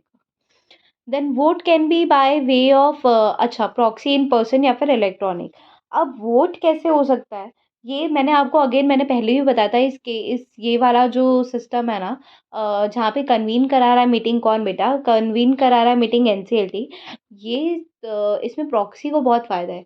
मैंने as I said, proxy जो है वो बोल भी सकता है meeting में, प्रॉक्सी का मुंह हर जगह बंद रहता था, और मीटिंग में प्रॉक्सी की हिम्मत नहीं प्रॉक्सी मुंह खोल के बोल दे कि ये कैसे हो सकता है, बिकॉज इज अ प्रॉक्सी ना। But this meeting under section 230, which is convened by NCLT, in that case proxy can speak also, can vote in person also, electronic also।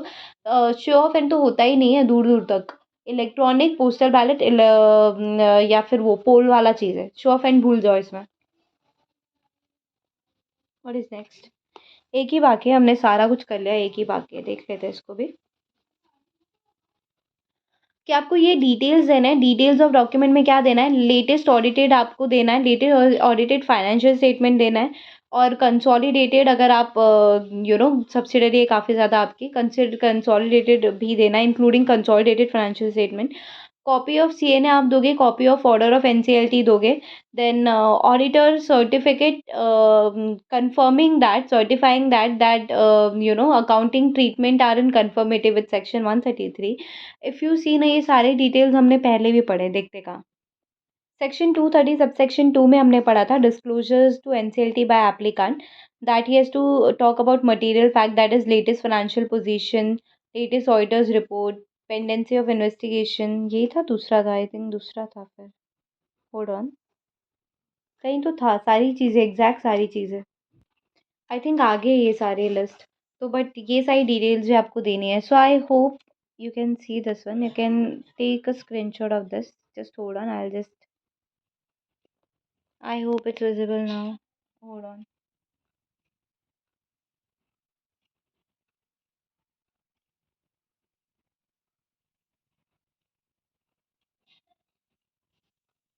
So basically till here we have successfully completed section 230, also we have completed CAA rule 3, CAA rule 6, CAA rule 8। So now we are basically proceeding with section 231। Let's get started with this one।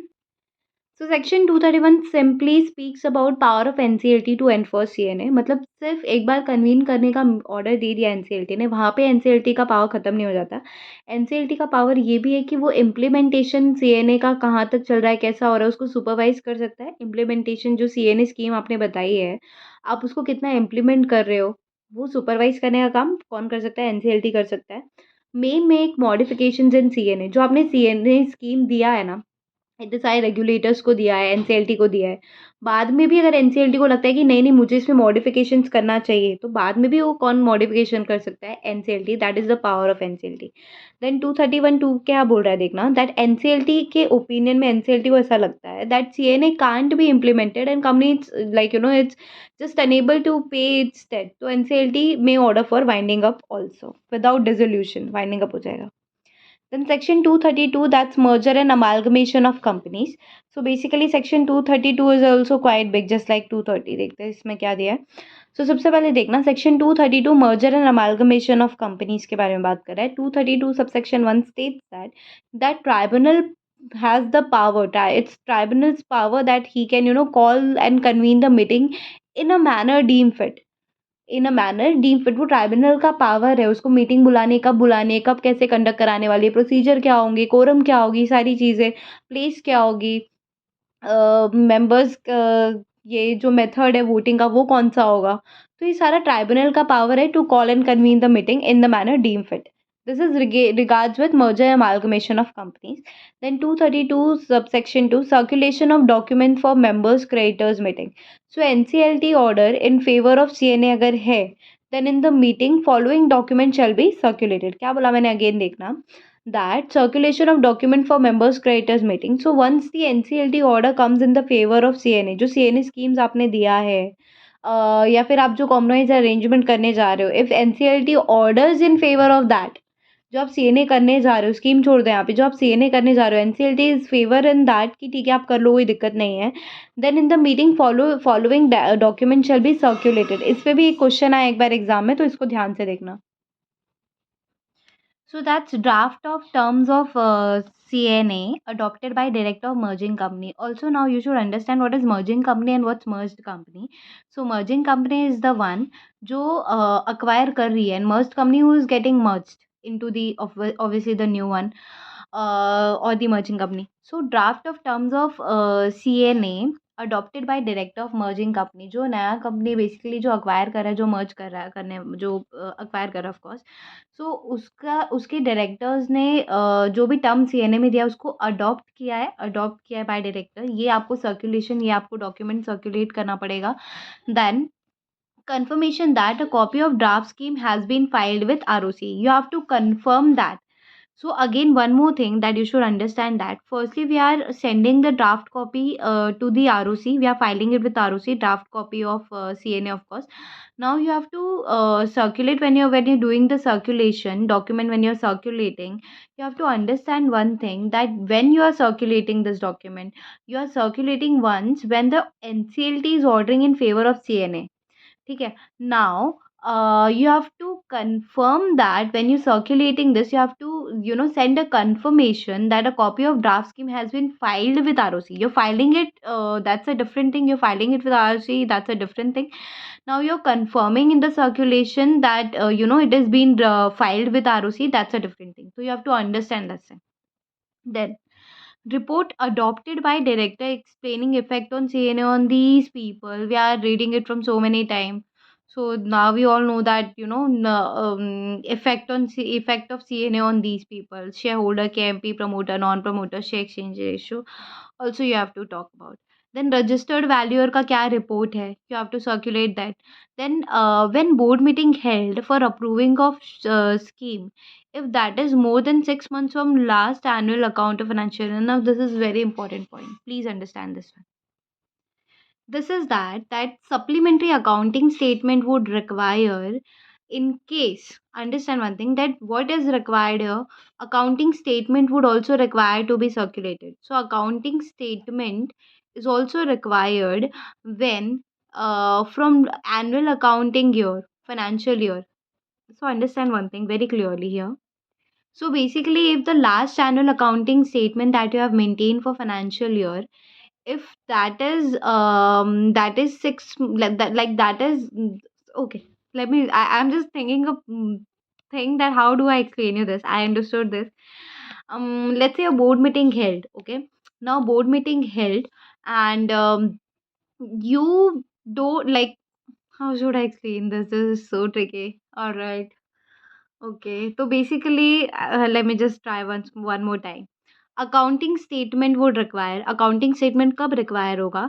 वैसे तो accounting statement देने की ज़रूरत नहीं है, क्योंकि आपका जो एनुअल अकाउंट है वो कंसिडर कर लिया जाता है। लेकिन आपको accounting statement, supplementary accounting statement भी देना पड़ेगा, क्योंकि कब देना पड़ेगा? अगर आपका जो एनुअल अकाउंट है फाइनेंशियल ईयर का, आपने जो मेंटेन किया था एनुअल अकाउंट फाइनेंशियल ईयर का, वो लेटेस्ट है। मतलब लेटेस्ट कब कब के लेटेस्ट?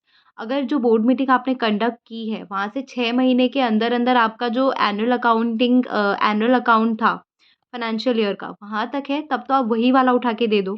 अदरवाइज आपको ये सप्लीमेंट्री अकाउंटिंग स्टेटमेंट आपको देना पड़ेगा। Did you understand my point here is that कि आपने जो बोर्ड मीटिंग कंडक्ट की थी, if that is if the accounting statement is more than that, I think I've wrote it in a complex way, but it can be simpler. This is how it can be simpler, that accounting statement would require in case if the annual account that you have maintained for the financial year, that is not latest, and that is not latest means that it is not within 6 months from the day of your board meeting held for approving CNA. So I hope you get it now. समझा या नहीं? One more time, you want me to explain this? That accounting statement, a supplementary accounting statement would require in case accounting, the annual account you have maintained for financial year, if that is not latest, if that is not latest means that it is not within 6 months from the date of board meeting in which you have approved CNA. I hope you got it now. सो 232 का 3 क्या है वो देखते हैं। Sanctioning of scheme bye NCLT. चलो देख लेते हैं इसे। बेसिकली इसका मतलब क्या होता है? Sanctioning of scheme bye NCLT, इसका मतलब ये होता है कि अभी तक तो एनसीएलटी ने ऑर्डर दिया था कि मीटिंग कन्वीन कर लो, उसके बाद ये सारी चीज़ें हमने देखी, क्या डॉक्यूमेंट सर्कुलेट करना है, क्या चीज़ें हैं। अब ये दिया है कि sanctioning of scheme bye NCLT 232(3) में ये बोल रहा है कि जो एनसीएलटी है ना, अगर वो स्कीम को सैंक्शन कर रहा है, वो स्कीम को अप्रूव कर रहा है कि ठीक है भाई तुम्हारा सीएनए जो है ना, मैं उसके फेवर में हूँ, मैं ऑर्डर देता हूँ, तो NCLT is giving order. So NCLT by order sanctioning CNA, NCLT may make provision on any of the following matters. Question यहाँ पर है, क्वेश्चन ये नहीं है NCLT ऑर्डर दे रहा है, वो तो हमको पता है कि NCLT ऑर्डर दे रहा है, सैंक्शन कर रहा है, but NCLT may make provision on any of the following matters, कि NCLT का पावर है बेसिकली ये, कि वो ऑर्डर के साथ साथ ये सारी चीज़ों पे ना अपने प्रोविजंस बना सकता है। ऑर्डर के साथ साथ हमको ये बोल सकता है कि ये चीज़ में लीगल प्रोसीडिंग्स है ना तुम्हारा, तो अब ये ट्रांसफरी कंपनी का नहीं रहेगा, ये सो लेट्स से ट्रांसफरी कंपनी का होना चाहिए बेसिकली, लेकिन ये ट्रांसफरर पे ही रखो, तो एनसीएलटी में make provision on any of the following. NCLT का पावर है ये, एनसीएलटी उसके साथ किसी भी तरह से खेल सकता है। So now let's understand this thing. देखना यहाँ पे ट्रांसफरर जो है ना, वो ट्रांसफ़र करेगा, ट्रांसफरर जो है वो ट्रांसफ़र करेगा ट्रांसफरी कंपनी को। Now who is transfer and who is transferee? So basically transferor company कौन सा होगा? जो अक्वायर हो रहा है, राइट, जिसके जो मर्ज हो रहा है, जो अक्वायर हो रहा है। और ट्रांसफरी कंपनी जो न्यू कंपनी है या एग्जिस्टिंग कंपनी भी हो सकती है ऑफ कोर्स, जो अक्वायर कर रही है, तो जो अक्वायर हो रहा है दैट्स ट्रांसफरर, जो अक्वायर कर रही है दैट्स ट्रांसफरी। तो बेसिकली ट्रांसफरर कंपनी ट्रांसफर करेगा ट्रांसफरी कंपनी को of all the liabilities, undertakings and property. Liability, undertaking जो भी है, प्रॉपर्टी, वो क्या करेगा? ट्रांसफर करेगा ट्रांसफरी कंपनी को। तो इस बेसिस पे एनसीएलटी कोई भी प्रोविजन बना सकती है। ट्रांसफरी जो है वो अलॉटमेंट करेगी सिक्योरिटीज़, ऑफ कोर्स किसको? ट्रांसफर कंपनी के जो भी है उनको सिक्योरिटीज़ देगी। इस पे कोई भी प्रोविज़न एनसीएलटी बना सकता है। Transferee company can not hold shares on its own name, या फिर ऑन एनी ट्रस्ट, या फिर ऑन इट्स सब्सी, या फिर associate company as well on behalf of this. तो ट्रांसफरी कंपनी जो है ना, वो शेयर्स होल्ड नहीं कर सकती खुद के नाम पे, ट्रस्ट के, I am sorry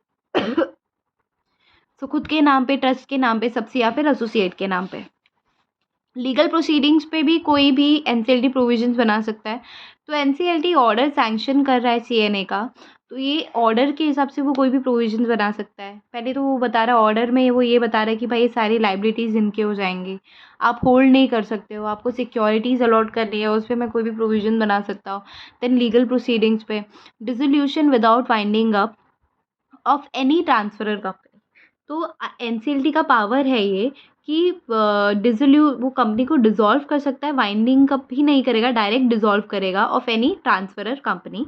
then provision for dissenting person, जो डिसेंटिंग शेयर होल्डर्स है ना, उनके लिए क्या प्रोविजन है, उनके लिए एनसीएलटी क्या कर सकता है, so that's NCLT power again. Then share capital held by non-resident shareholder, then allotment by transferee company to such share as per NCLT order. अब इसका क्या मतलब हुआ देखना. So let's say there is one person who is from Australia and holding the share. तो क्या बोला, share capital held by non-resident shareholder, वो resident नहीं, ऑस्ट्रेलिया का है, तो उसको अलॉटमेंट बाय ट्रांसफरी कंपनी कैसे करेंगे. तो मेरी बात समझने की कोशिश करना. जो ट्रांसफरर कंपनी थी, let's say mister John from Australia was holding a share of transferor company. Mr. John from Australia was holding a share of transferor company. Now that we know that the company is merging or the company is getting acquired, so the transferor company of course has to allot the shares to the transferors company shareholders. Once the company is getting merged, ये उसके पास दो option है, या तो वो cash दे के भगा दे सबको, शेयर होल्डर्स को, या फिर वो अपने शेयर्स दे दे, पुरानी कंपनी के जो भी शेयर होल्डर्स थे उनको वो अपने शेयर्स दे दे. But in a case where share capital, in a case where share holder is not a resident share holder, he is from Australia, he is from out of country. In that case, how we have to allot the shares to that person? In that circumstances, NCLT can order as per he deemed fit. So that's the provision, that's the power of NCLT. Can you imagine that? कि भाई non share holder को कैसे allot करना है वो मैं बताऊंगा, तुम लोग दिमाग मत लगाओ अपना, मैं उस पर बता सकता हूँ एनसीएलटी में, अदरवाइज कंपनी जो कर रही है उस पर अप्रूवल लेने का काम करना है. Then transfer of employee of transferor company to transferee company.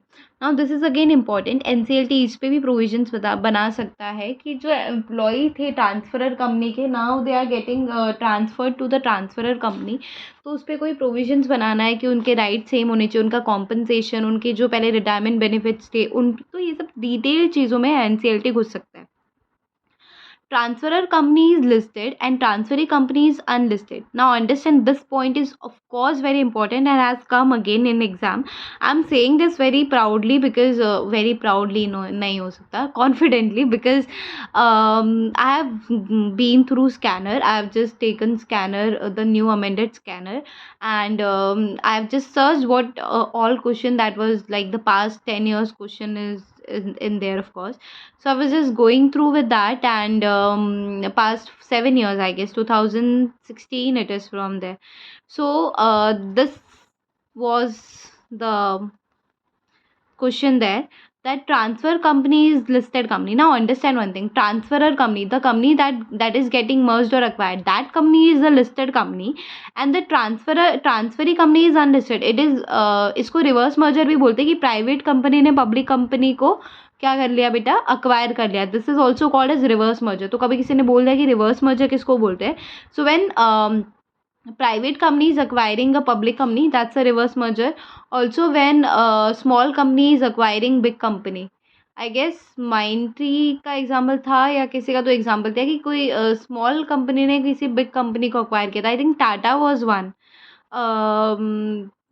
जब उसने वो स्टील का कुछ अक्वायर किया था, right, if I am not wrong. Tata steel जो है बेसिकली वो पहले I think out of India ही था, वो कोई तो कंपनी याद नहीं आ रहा exactly, but that was the number one company in that particular market, in that particular industry, and Tata ranked 4 in that, but Tata acquired that company. That was a reverse merger का case.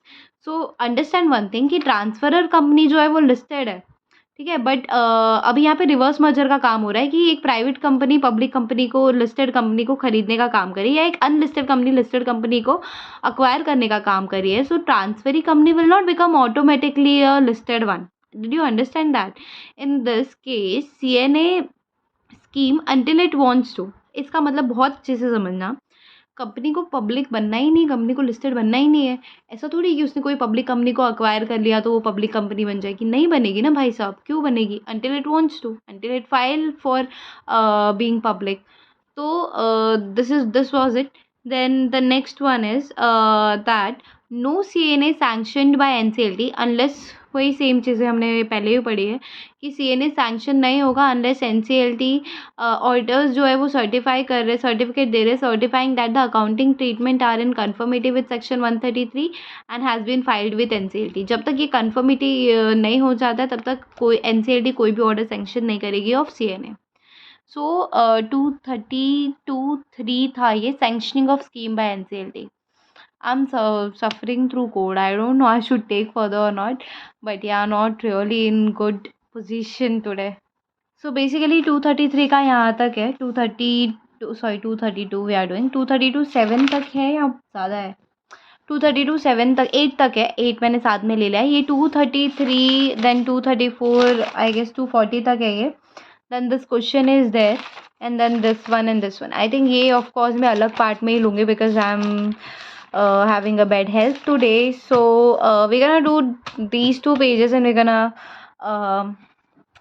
wind up with this session. So let's understand this one now. 232(4) क्या बोल रहा है, transfer of properties and liabilities. तो 232(4) बोल रहा है कि of course once your CNA is approved you have to transfer your properties liabilities undertaking that. 232(5) बोल रहा है that NCLT orders copy to be filed to ROC within 30 days of receipt of order. And 232(8), अब ये थोड़ा important है, ये भी देखना मैंने मिक्स किया हुआ है। So basically this would become section 232(5) read with section 232(8) that NCLT order has to be filed with ROC within 30 days from the receipt of NCLT order. If you're not doing this, if you're not complying this section 232(5) that you have to submit or you have to file order of NCLT with ROC, if you're not doing that, in that case the penalty which is given in 232(8), so instead of writing it over here, I thought it would be better if I write it here. So if you fail to comply with this 232(5), then you have to, or not you have to, the every officer who is in default he has to pay 20,000 plus if the default is continuing तो 1K each every day and 1K each तो every direct of course every officer in default 1K each every day और maximum कहाँ तक जाएगा, ये 3 लाख तक जाएगा default अगर continuing है तो। देन 232(6) क्या है, इफेक्टिव डेट ऑफ स्कीम। अच्छा, इस पे मैंने बताया था ना आपको, इफेक्टिव डेट को ही अपॉइंटेड डेट भी बोलते हैं। So effective date of the scheme is not nothing but the effective date of the scheme. क्या होगा, ये स्कीम कब से लागू होगा, स्कीम कब से बेसिकली क्या होता है देखना। इफेक्टिव डेट आप किसको बोलते हो, तब से हम मानते हैं कि ये इफेक्ट में आ रहा है, राइट। तो अपॉइंटेड डेट से जो सीएनए होता है ना वो इफेक्टिव होता है। तो इस पे मैंने आपको बताया था ना, अपॉइंटेड डेट पे बहुत बड़े केस लॉज है इफ़ यू रिमेंबर। तो ये सारे केस लॉज है if you remember here, I told you I guess. कहाँ था वो अपॉइंटेड डेट, कहाँ था वो अपॉइंटेड डेट, यहाँ पर है अपना अपॉइंटेड डेट इफेक्टिव डेट। ये किसमें था कि नोटिस के साथ आपको ये सारी चीज़ें भी सीएनए में अगर दिए तो ठीक है, नहीं तो आपको ये सब सारी चीज़ें भी किसको देनी पड़ेंगी, मेंबर्स को देनी पड़ेंगी विद द नोटिस। तो इसमें एक था कि अपॉइंटेड डेट भी आपको बताना पड़ेगा ना। अपॉइंटेड डेट पे हम आ रहे हैं कि भाई अपॉइंटेड डेट का सीन है क्या एग्जैक्टली, देखना है यहाँ पर। तो एक क्वेश्चन था जिसको एमसीए ने सर्कुलर के द्वारा है आंसर किया था। तो देखना ये क्वेश्चन क्या है, whether it is mandatory to indicate a specific calendar date as appointed date, कि एक स्पेसिफिक कैलेंडर डेट को हम अपॉइंटेड डेट बना सकते हैं क्या। क्वेश्चन समझने की कोशिश करना। Is it mandatory to indicate a specific calendar date as an appointed date? Is it mandatory or is it not mandatory? चलेगा नहीं चलेगा। Whether acquisition date for the purpose of Ind AS 103 which is business combination, if I'm not wrong, yes. So whether acquisition date for the purpose of Ind AS 103 that is business combination would be appointed date. Whether acquisition date को ही आप appointed date बोलोगे क्या, acquisition date को आप appointed date बोलोगे क्या। ये दो क्वेश्चन अलग अलग है, समझ में आ रहा है। पहला क्वेश्चन ये बोलने की कोशिश कर रहा है, is it mandatory to indicate a specific calendar date, एक ये ज़रूरी है क्या कि स्पेसिफिक कैलेंडर डेट को ही अपॉइंटेड डेट बोलना है। दूसरा क्वेश्चन ये बोल रहा है कि एक्विजिशन डेट ही is it appointed date, acquisition date ही अपॉइंटेड डेट है क्या। Ind AS 103 बिजनेस कॉम्बिनेशन के पर्पज़ को अगर ध्यान में रखें हम देखें तो एक्विजिशन डेट अपॉइंटेड डेट है क्या। ये दो क्वेश्चन थे, इसको क्लैरिफिकेशन किया था एमसीए ने। So there was clarification issued by MCA. So basically in Marshall sons and company India Limited में क्या हुआ था देखना. Supreme Court held that every scheme of amalgamation has to provide a date from which amalgamation या फिर transfer shall be effective. मतलब ये कि आप जो भी स्कीम दे रहे हो ना मुझे CNA की, अमालगमेशन की, तो आपको ये बात ध्यान में रखना पड़ेगा that scheme has to provide me the date. Date कौन सा? Appointed date. तो date from which the amalgamation या फिर ट्रांसफर शैल बी इफेक्टिव. तो such date can be prior to the date of. Again this is very tricky, so please बहुत ध्यान से सुनना. This is really very tricky, बहुत ध्यान से सुनना. फर्स्टली कौन सा केस है? Marshall sons and company India limited. Supreme court बोल रहा है बेटा, सुप्रीम कोर्ट बोल रहा है. सुप्रीम कोर्ट चिल्ला चिल्ला के ये बोल रहा है कि जो हर कोई भी स्कीम बना लो ना अमालगमेशन की, that scheme has to provide me the appointed date. That scheme has to provided me the date from which the amalgamation shall be effective. Now such appointed date can be prior to the date of these things. Understood one thing कि ये जो appointed date है ना, ये चीज़ों के पहले भी आप अपॉइंटेड डेट रख सकते हो. तो हम मान लेंगे कि आपका जो अमालगमेशन था वो इस पर्टिकुलर डेट से इफेक्टिव था. नाउ कौन से डेज के प्रायर हो सकता है आपका ये date? Sanctioning of scheme by court. मतलब ये बेटा कि NCLT ने अभी तक ऑर्डर भी नहीं दिया है, सैंक्शन भी नहीं किया है कि आप CNA कर सकते हो, लेकिन उसके पहले का भी कोई डेट आप रख सकते हो. तो लेट्स से आपने जब बोर्ड मीटिंग में अप्रूव किया था कि मुझे CNA करना है, तभी से आपने अपॉइंटेड डेट उसको ही रख दिया. तो भले ही आपका NCLT सैंक्शन बाद में कर रहा है, लेकिन अपॉइंटेड डेट पहले हो सकता है. Filing of NCLT order to ROC. आप ये जो NCLT ने ऑर्डर दिया, सैंक्शन किया, तब आप उसको फाइल करोगे ROC की, तो ये डेट के पहले भी आपका क्या रह सकता है? अपॉइंटेड डेट हो सकता है. अलॉटमेंट ऑफ शेयर के पहले. तो बोलने का मतलब सिंपल सा मतलब इतना होता है कि आपके ऊपर है कि आपको अपॉइंटेड डेट कब रखना है. आप पहले भी रख सकते हो, आप इसके बाद में भी रख सकते हो. बोला ना प्रायर टू भी हो सकता है, तो बाद में भी हो सकता है, डिले भी कर सकते हो आप. तो आई होप इतना तो समझा होगा आपको अभी जो मैंने समझाने की कोशिश की है. नोट देखना क्या दिया है मैंने. That scheme should be given effect from appointed date and not the date subsequent to that. मतलब क्या हुआ इसमें? अगर if you fail to give the effect from appointed date, then penalty आती है कुछ. तो ये तो चलो ये भी चीज़ हमको समझ गई. अब इसका देखना, इक्विटास हाउसिंग फाइनेंस लिमिटेड था और इक्विटास माइक्रो फाइनेंस लिमिटेड था. ये लोग मर्ज हो रहे थे विथ इक्विटास फाइनेंस लिमिटेड. तो micro finance and housing finance merge हो रहा था इक्विटास फाइनेंस में. अब इसके केस में high court, Madras high court था यहाँ पे. I don't know whether I should write it और नॉट, बट ठीक है अभी याद है तो लिख देते हैं. So basically, Madras High Court held that Section 232 has already given much leeway to delay the date of effective date of scheme. Hence, reject the argument that specific calendar date shall only be the appointed date. इस case में ये लोग ने argue किया था कि ये specific calendar date ही अपॉइंटेड डेट होना चाहिए. मद्रास हाई कोर्ट ने बोला कि भाई कंपनी एक्ट ने पहले ही लीवे दे रखा है कि आप sanctioning of scheme of the मतलब NCLT के ऑर्डर के बाद भी कर सकते हो. अलॉटमेंट इसके बाद भी आप इफेक्टिव डेट बना सकते हो. तो जब ऑलरेडी लीवे दिया हुआ है तो तुम क्यों रो रहे हो कि अपॉइंटेड डेट को ही मुझे स्पेसिफिक कैलेंडर डेट को ही मुझे अपॉइंटेड डेट मानना है. तो ऑलरेडी कंपनी एक्ट ने बहुत सारा लीवे दिया है कि आप डिले कर सकते हो ना इफेक्टिव डेट को. आप डिले कर लो, कोई बात नहीं है. आप या तो पहले रख लो या बाद में रख लो. बट इफ़ अगर आप बाद में भी रख रहे हो ना, ये डेज के अगर आप बाद में रख रहे हो तो आपको जस्टिफिकेशन भी देना पड़ेगा, वो आगे आएगा, डोंट वरी. तो यहाँ तक समझ गया अगेन. फिर यहाँ पे देखना, इन view of the above cases it was clarified that. तो क्या क्या क्लैरिफाई किया है? कुछ 4 पॉइंट्स में क्लैरिफिकेशन दिया है. चलो देखते क्या है.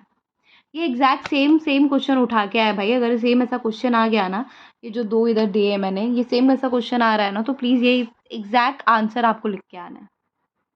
सो बेसिकली ये बोलना क्या चाहता है देखना, इन view of the above what is clarified over here is that.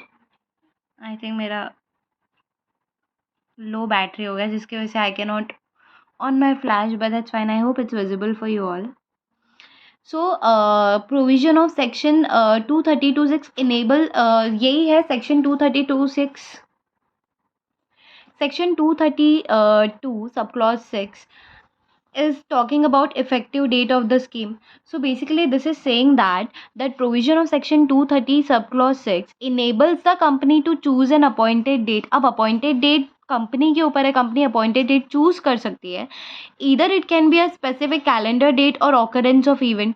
Occurrence of event मतलब क्या कि आपके ऊपर है, कोई इवेंट ऑकर होता है जिससे ये हो जाता है कि ठीक है these two company are getting merge और these two company are approving for that particular CAA plan. So occurrence of event में भी या तो आप स्पेसिफिक कैलेंडर डेट पे रख लो, कोई प्रॉब्लम नहीं है, लेकिन आप ये बोलोगे कि मैंडेटरी स्पेसिफिक कैलेंडर डेट ही अपॉइंटेड डेट होना चाहिए, then that's wrong. Because companies का कंपनी एक्ट का 232(6) आपको बोल रहा है basically that appointed date can be either specific calendar date और occurrence of event. Now such as occurrence of event मतलब क्या, such as grant of licence by competent authority और fulfilment of any precondition agreed by the parties for meetings etcetera. तो वो date पे आप रख लो, तो कोई भी डेट पे आप रख लो, कोई प्रॉब्लम नहीं है. Now again understand one thing, appointed date is deemed to be the acquisition date. यहाँ पे क्वेश्चन अपने को पूछा गया था that whether acquisition date for the purpose of India 103 business combination would be appointed date. Acquisition appointed date होगा क्या, उसमें भी आपको ये पूरा लिख कर ही आना है, एनी विच, एक लाइन तो नहीं लिख सकते. So appointed date is deemed to be acquisition date and date of transfer. Also acquisition date के साथ साथ it is also date of transfer of control for conforming to India 103. For next, so if appointed date appointed date if chosen as specific date. अब इसमें दो चीज़ें बता दिया है कि अगर appointed date specific date होगा तो ये दो चीज़ें है, अगर appointed date based on occurrence of event है तो ये दोनों चीज़ें. देखना क्या है, if appointed date if chosen as specific date. हम लोग ने हमारी लेट्स से दो कंपनी मर्ज करी, हमारी कंपनी ने बोला कि अपॉइंटेड डेट हम एक स्पेसिफिक डेट रखते हैं, कंपनी एक्ट ने लीवे दिया है ना, स्पेसिफिक डेट रख सकते हो, लेकिन मैंडेटरी मैं ये बोलूँ कि स्पेसिफिक डेट ही होना चाहिए, then that's not the case. So it can so let's say मेरी कंपनी है, मैं मर्ज कर रही हूँ, now I am choosing my appointed date as a specific date. In that case it can precede the date of filing for scheme of CNA. What is that? It can precede the date of filing for scheme of CNA. मतलब ये it can precede मतलब पहले, it can precede the date of filing for scheme of CNA. Also the next one is delayed beyond a year from date of filing of scheme, then justification देना पड़ेगा, not to be against public interest नहीं होना चाहिए. Again, did you understand this one, that it can precede the date of filing for the scheme of CNA. मतलब आपने अभी तक file भी नहीं किया है CNA फॉर द स्कीम, उसके पहले आपने कोई प्री कंडीशन रखी थी कि कोई लाइसेंस मिल गया तो क्या, या फिर कोई मीटिंग रख ली पहले, अभी तक आपने बोर्ड मीटिंग नहीं रखा है, लेकिन उसके पहले आपने कंडीशन रख ली कि ये लोग का ड्यू डिलिजेंस तो चेक करने के बाद ये मेरे को जो भी अंदर की फाइल्स मिल रही है ड्यू डिलिजेंस चेक करने के बाद मैं करूँगा, या जो भी पहले, मतलब आपने अभी तक स्कीम को फाइल तक नहीं किया है, कुछ ऑफिशियल नहीं हुआ है, उसके पहले भी आप अपॉइंटेड डेट रख सकते हो. दूसरा यहाँ पर क्या बोला है, अगर आप डिले कर रहे हो beyond a year from date of filing of scheme, आपका let's say date of filing of scheme है 1/10, अगर आप एक साल से ज़्यादा आप क्या कर रहे हो, आप अपॉइंटेड डेट नहीं रख रहे हो, क्योंकि अपॉइंटेड डेट क्या होता है, appointed date is something which says that this is the date, this is the particular date from which all the liabilities everything is getting transferred, like the scheme effective is scheme effective he appointed date से हो रहा है. So did you understand the point that delayed, if you delaying the appointed date beyond a year from the date of filing of scheme, then justification you have to give, and not to be the, again this is you're delaying it, so it shouldn't be against the public interest also. So basically if you're delaying it, let's say even if you give justification, but if that is against public interest, then again NCLT would dandify you. Alright, so if appointed date based on occurrence of trigger event, so this was what appointed date, अगर chosen as specific date है तो ये दो point, अगर appointed date based on occurrence of trigger event है, occurrence of trigger event क्या, occurrence of trigger event मतलब जो आप अपने हिसाब से चूज़ कर रहे हो। ट्रिगर इवेंट नहीं sorry occurrence of trigger event की अब ये इस पे तो आपको रखना ही पड़ेगा। So then if the date is subsequent to filing of NCLT order with ROC. देखो ट्रिगर इवेंट क्या होता है ना बेटा, ऑकरेंस ऑफ इवेंट अलग हो गया, ऑकरेंस ऑफ ट्रिगर इवेंट अलग हो गया। That based on occurrence of trigger event की इस डेट से नीचे आप नहीं जा सकते हो, ठीक है? किसके लिए? अपॉइंटेड डेट के लिए।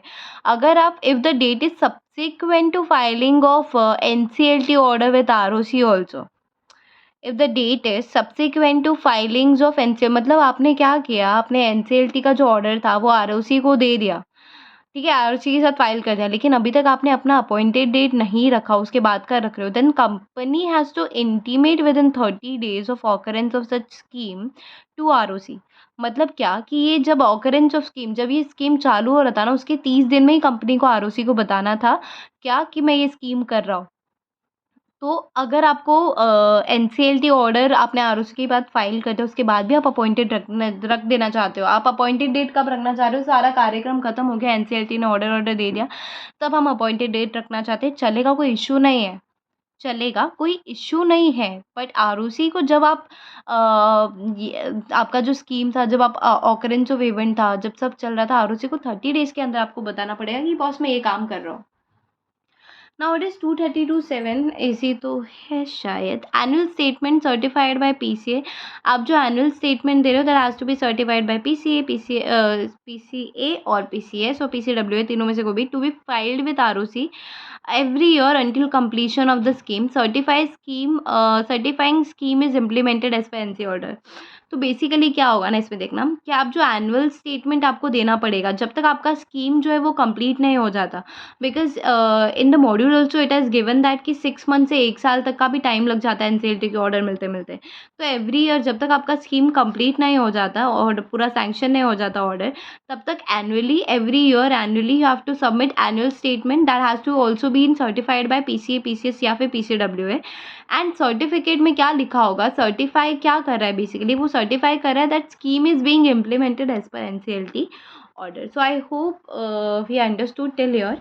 The next part I would take later on. It's already 1 hour and 30 minutes. So this would I will take some time else I guess in the other part of the video. And if you really like the video or something like that, you can comment the whatever chapter you want from me to learn. And also you can subscribe my channel. If you subscribe my channel, then you will get the notification whenever I'm making a new video. This is just useful for you. You never know whatever you're thinking on that, you know, this is difficult and I'm making a video on it, so that is going to be beneficial for you only. So subscribe the channel and share it to the maximum people who are doing the self study or who wants to learn from me or who wants to just learn simple. All right, thank you for your patience and thank you for your time. Bye.